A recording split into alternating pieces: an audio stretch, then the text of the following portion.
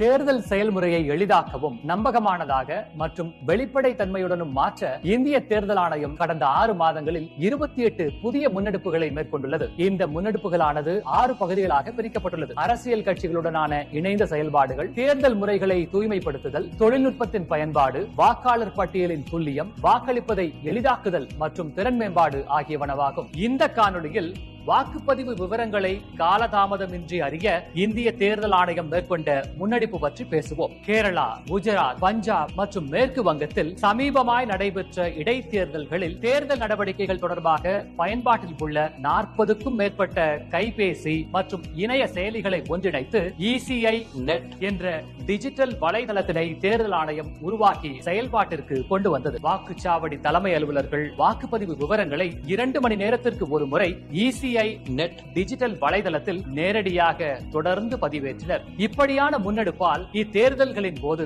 வாக்குப்பதிவு விவரங்களை எவ்வித காலதாமதமின்றி வெளிப்படைத்தன்மையுடன் அனைவரும் அறிந்து கொள்ள ஏதுவாக அமைந்தது. அடுத்த காணொளியில் இந்திய தேர்தல் ஆணையத்தால் மேற்கொள்ளப்பட்டுள்ள பிற முன்னெடுப்புகளை பற்றி காண்போம். இதுபோன்ற இந்திய தேர்தல் ஆணையம் தொடர்பான மேலும் புதிய தகவல்களுக்கு எங்களது அனைத்து சமூக ஊடக தளங்களை பின்தொடரவும் மற்றும் சப்ஸ்கிரைப் செய்யவும்.